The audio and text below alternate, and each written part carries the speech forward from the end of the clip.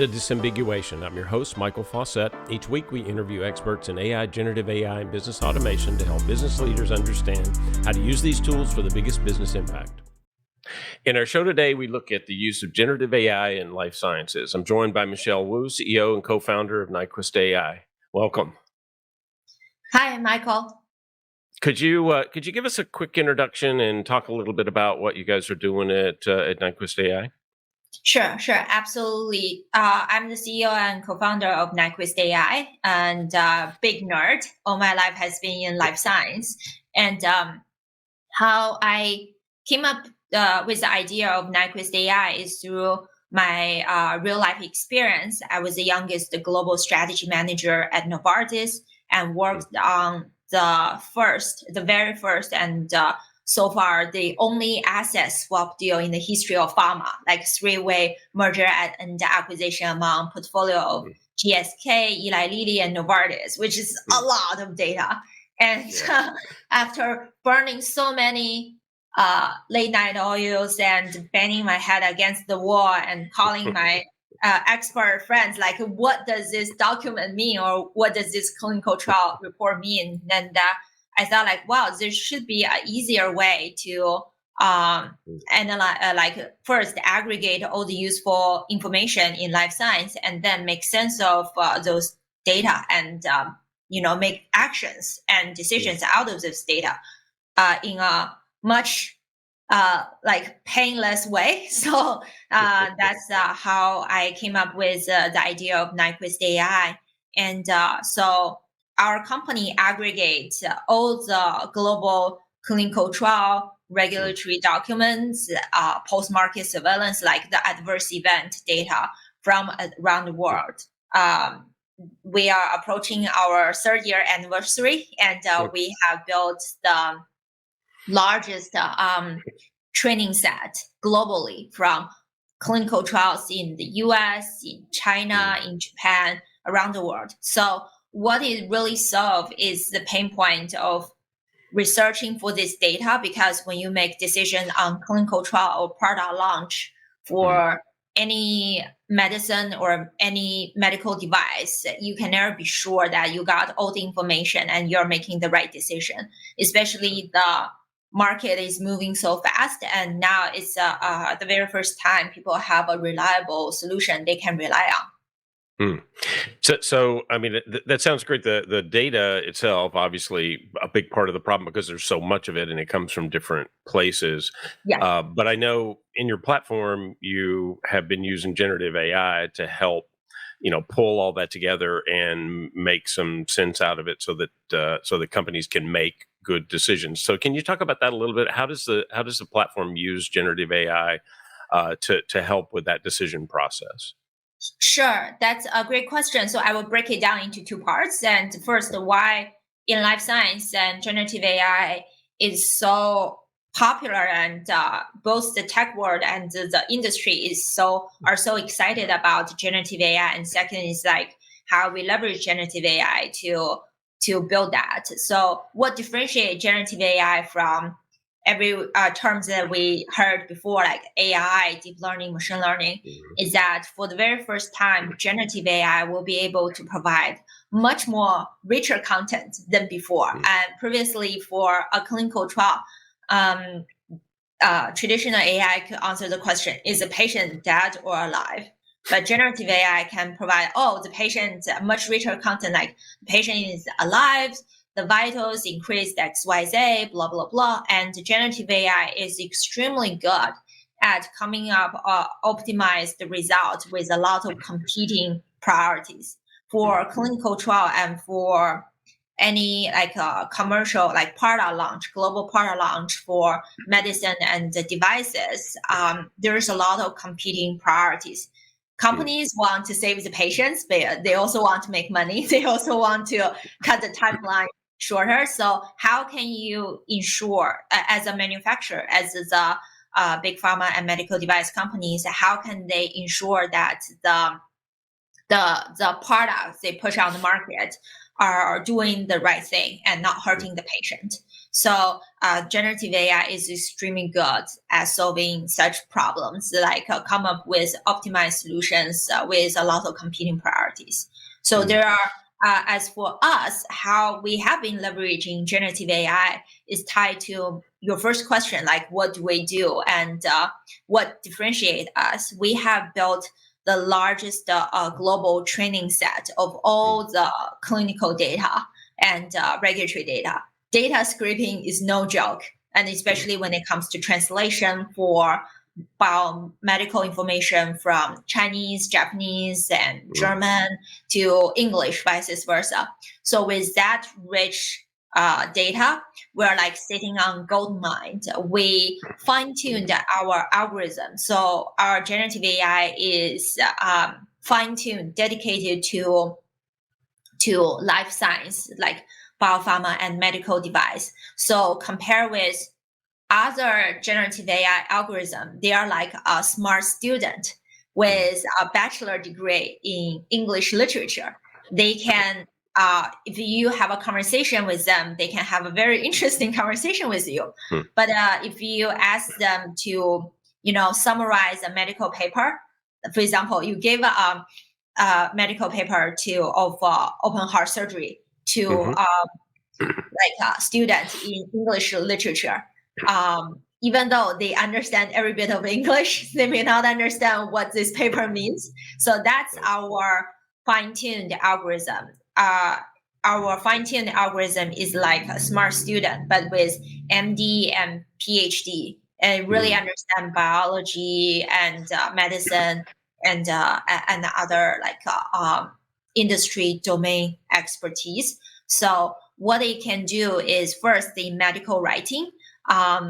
Every company is required by law and regulation to keep up monitoring the clinical trials. Then part of it is done medical writing. One project could potentially take up $1 million and 6 months to 9 months to finish. Literally, you need very smart people with MD and PhD and manually read the paper and summarize this paper for you.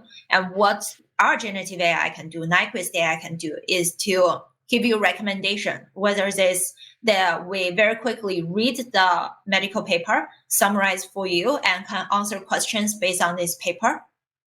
And we can that saves, and we can also make recommendations whether in your research you should include this medical paper or not. That save at least 50, if not 90% of the time, which is a huge time save. Yeah, that is. Wow. Reduce the burden, like economic burden for manufacturers and hence the patients.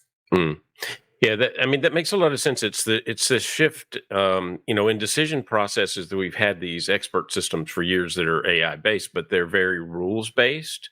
Yeah. And it sounds like what you're saying now, the shift in with the generative AI approach is it can actually take that data that you've collected and project out from that or generate content out from that actually summarizes, gives you a better view of it, and it's not constrained by the rules. It actually then interprets whatever the data is that you fed it. That's really interesting. So can you talk a little bit about maybe some examples of some of the customers like who have used it, maybe in R&D or commercialization or even regulatory compliance, because it sounds like that's obviously a big part of the industry. Yeah.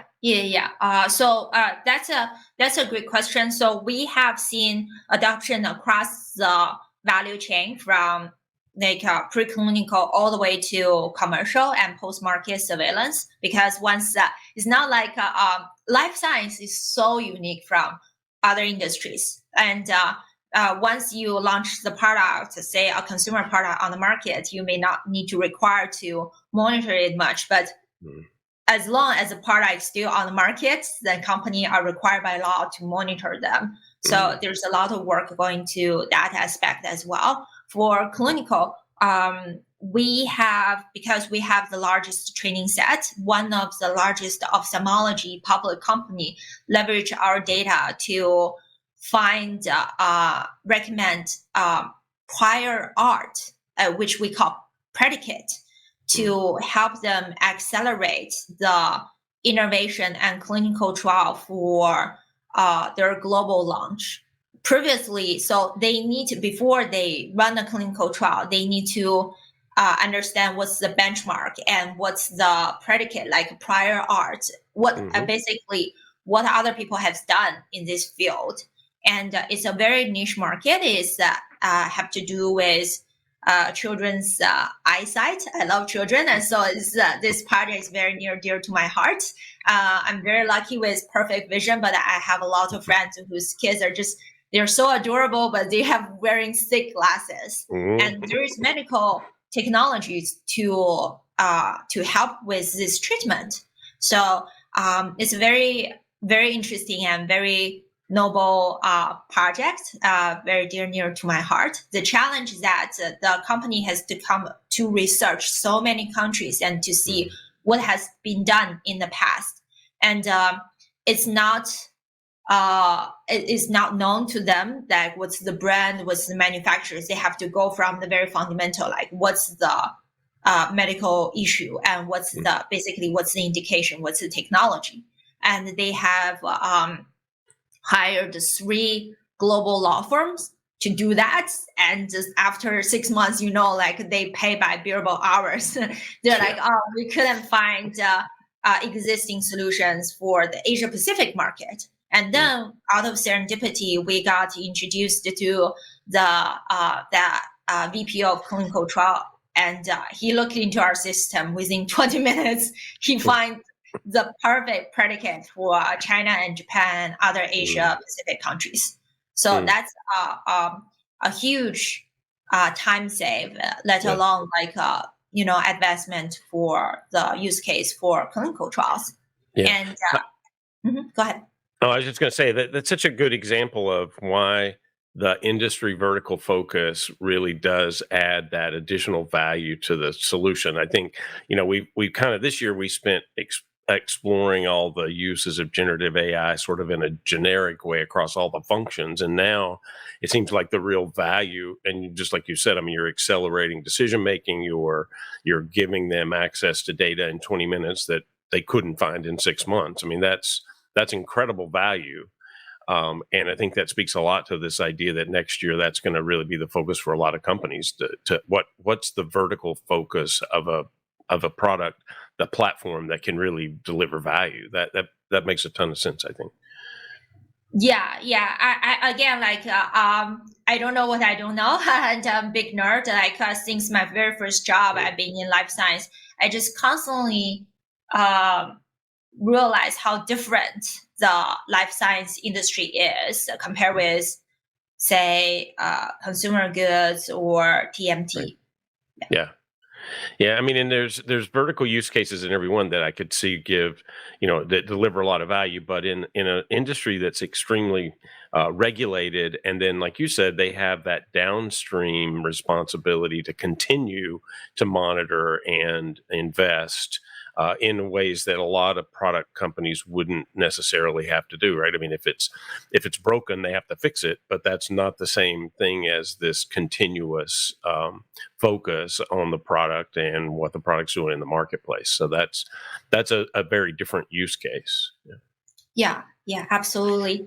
Yeah, and across the life cycles of life science product, like medicine, drug, device, we've seen, like, for example, for competitive landscape, previously, again, you need a very smart MD and PhD to read through all the papers and decide, oh, is this product my competitor or not? But with generative AI, we can very quickly sift through tons of PDFs, like the labeling, the medical labeling, which is like a dictionary crumbled into a piece of paper, and that has been a huge time save as well. As for regulation, which you mentioned, it's everywhere, and the FDA Europe guidance are tremendous value and knowledge, and they are more than 3,000 guidelines, guidance, and they continue to to roll out. And so first, no human experts can have knowledge of every regulation. And Yeah. second, for young people or young generation or newcomers coming to this field, it will be so hard for them to decipher those regulations, especially some of the regulations are competing, like contradicting each other. Yeah. So what generative AI can do is like give you is like a smart AI assistant or AI, in our case, AI scientist who have all the knowledge and help you to decipher what does it mean, what has changed, and any impacts for your business.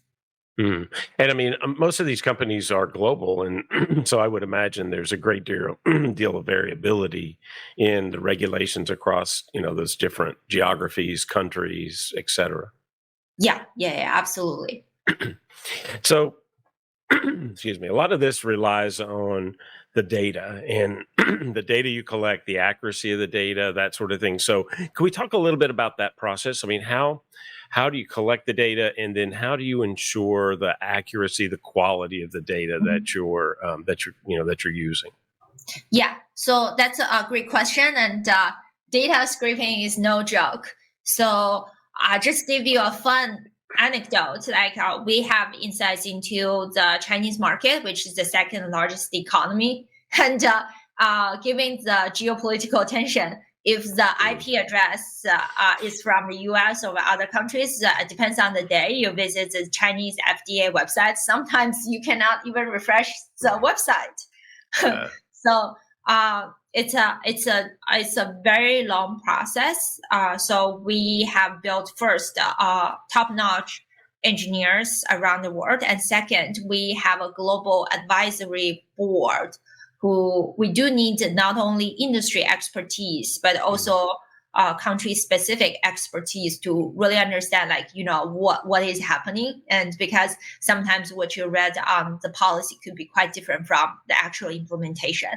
And then we build our proprietary AI cleaning and process. We clean the data, and then we have a human expert team to sample test the data to make sure the data is accurate, the data is correct. And then we build our knowledge graph to really connect the dots. So hemodialysis means dialysis. Say adolescents under the age of 14 means that pediatric use, and then baby, infant, all those synonyms and contexts are connected. Last but not least, when we design the product, every data point can be traced to the original documents and the original context. So whenever in doubt, users can always go back to check the original source. So there's a good bit of human in the loop then, from the quality perspective, at least, because of all the different types of expertise you require. Yes. Human involvement, expert feedback loop is very important. This is quite different from OpenAI's ChatGPT. When they were started out, they outsourced it to, I heard, from to Africa, and to leverage the cheap labors to do the human intervention.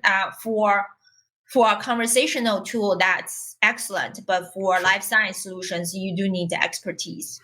Yeah, that makes sense. I mean, it's almost like the term grounding obviously means a lot of things in AI, but it's almost very specific to the industry too. The fact that you require all of these different experts to be able to interpret and make sure that the quality of the data meets the standards that you're trying to get to. Yeah.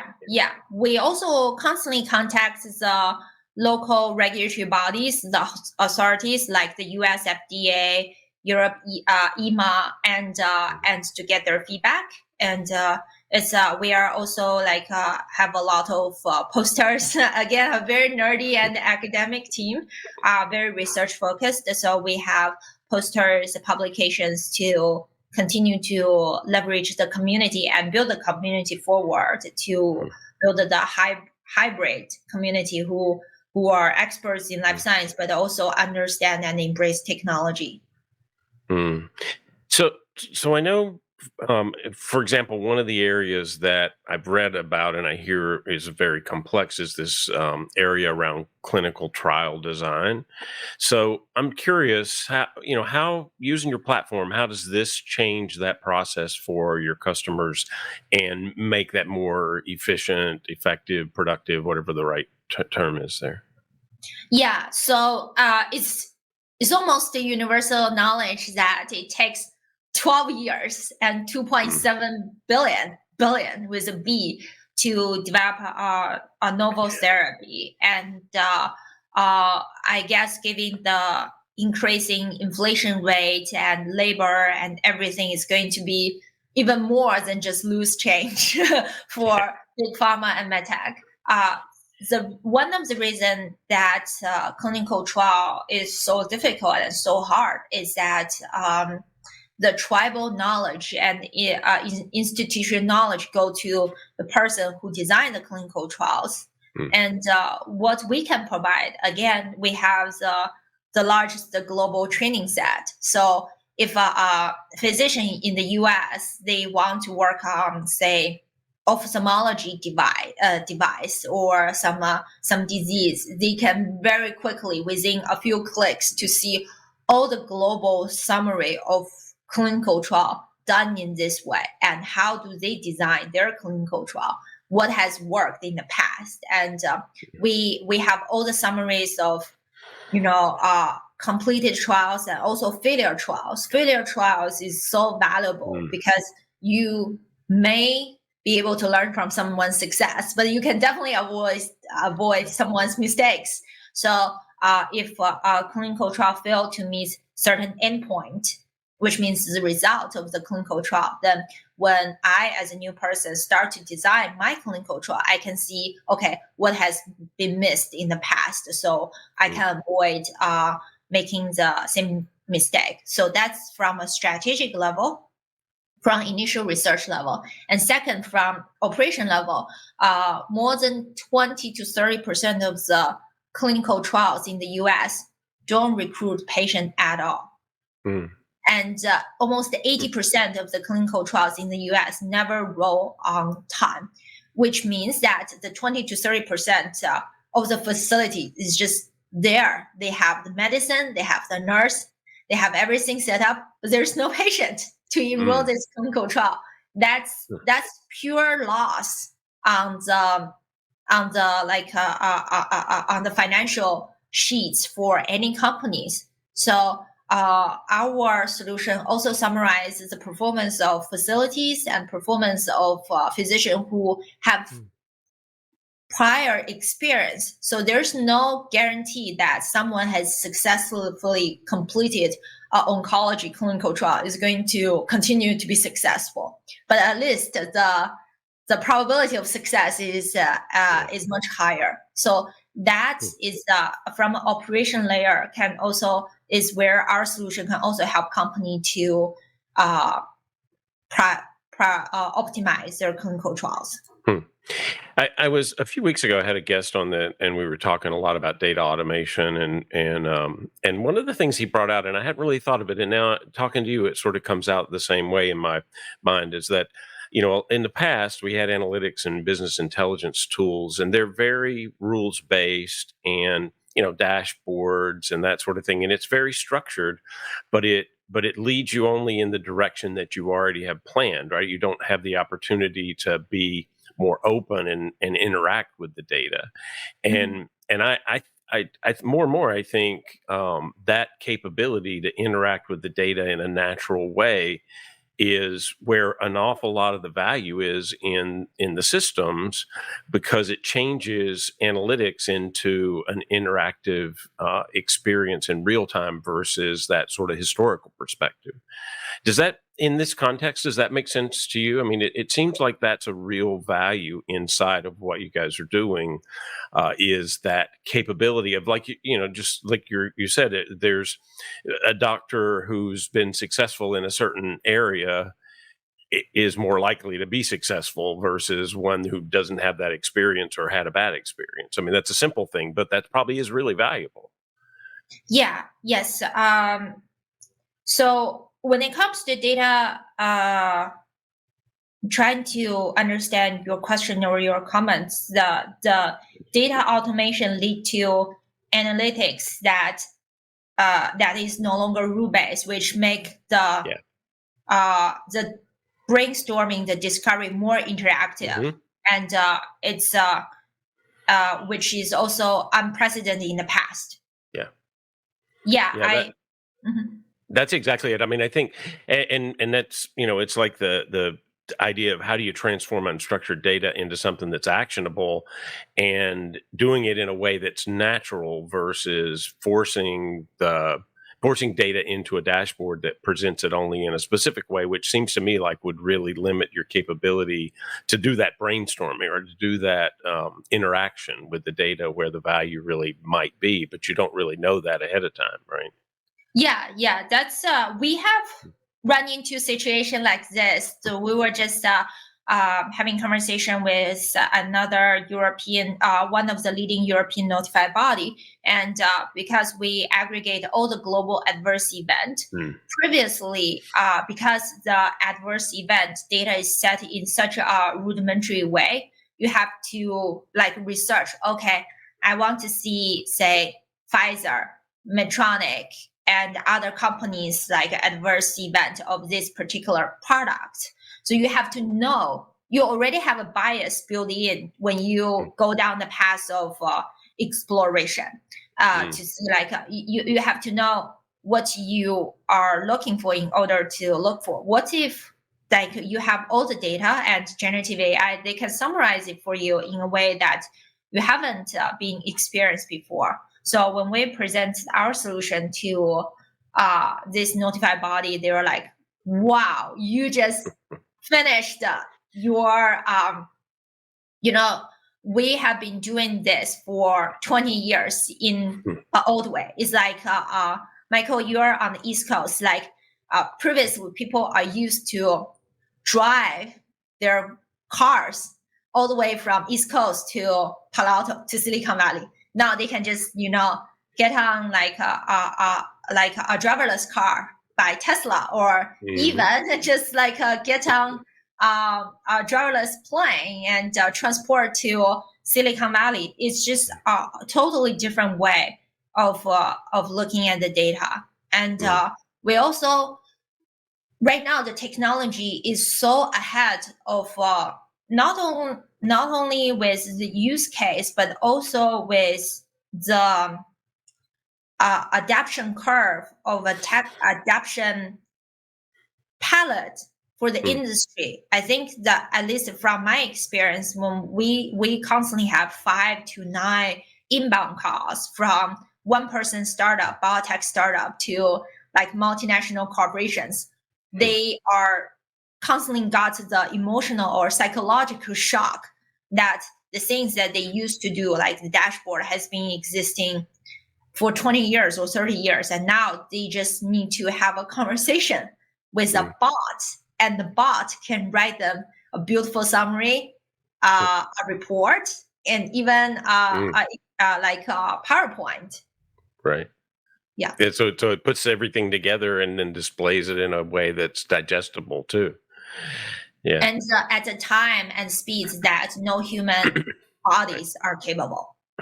Well, that kind of relates back to something you were talking about earlier that I am a little curious about, because I also hadn't thought about this in this context. That's this idea of competitive analysis in applying generative AI for competitive analysis, especially in a field that's so complex and technical as as life sciences.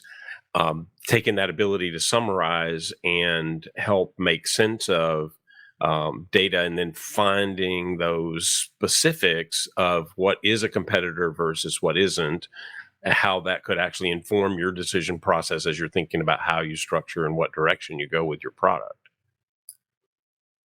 Yeah, it's very different. I've Mm. seen that actually. I think I've seen uh, bigger company taking advantage of this opportunity, and some of Mm. them are even trying to train their own generative AI model based on huge volume of data.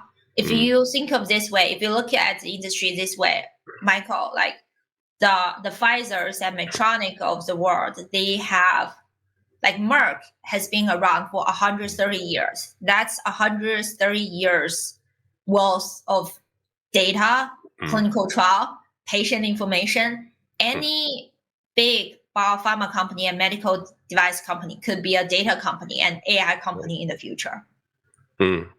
Yeah, I mean that volume of data from all of that historical information and the ability then to take that and make some sense out of it. That's actually really it must be really exciting and obvious when you talk to companies like that how they could actually apply this in a very different way.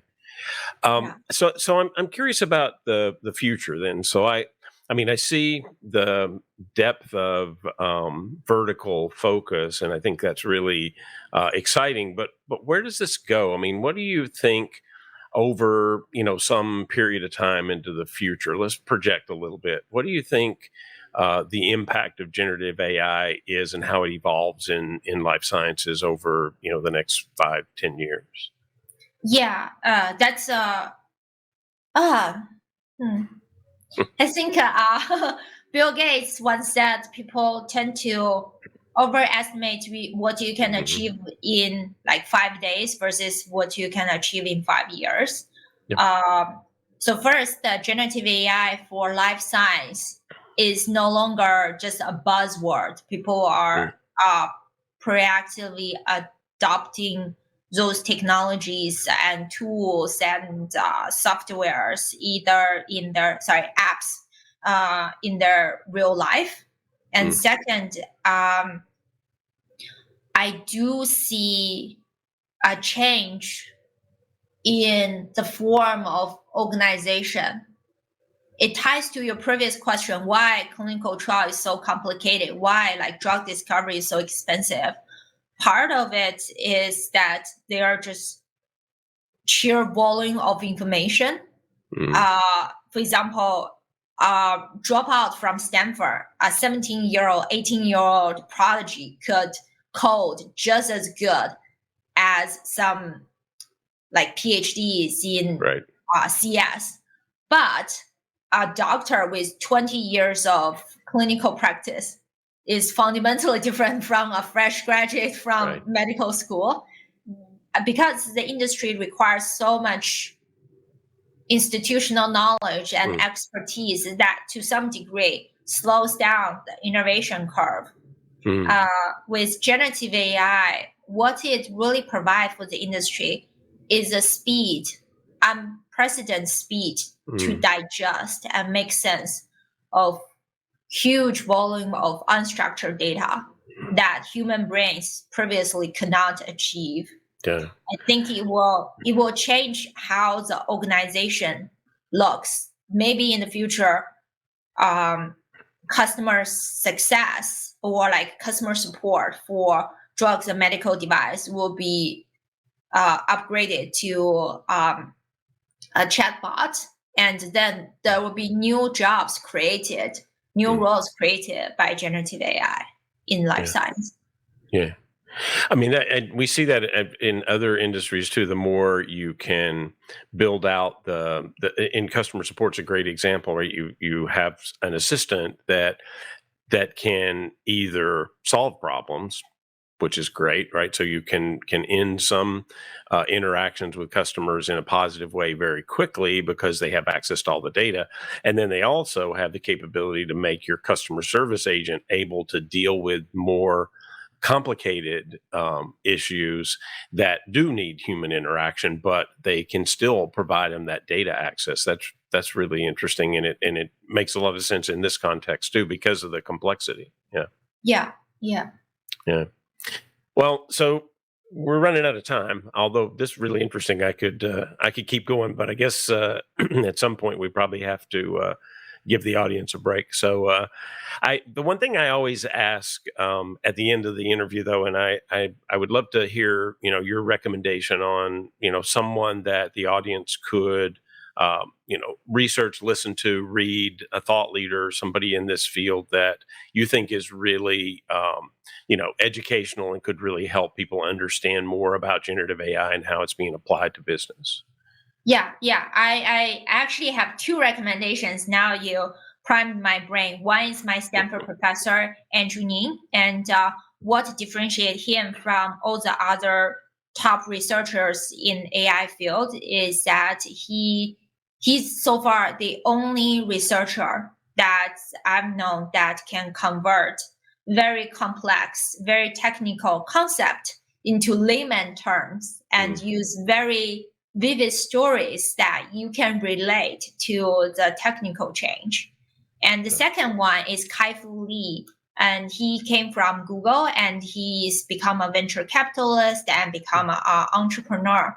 What is unique about him, he's like he can tell a fascinating AI story in almost a science fiction context, which is very intriguing.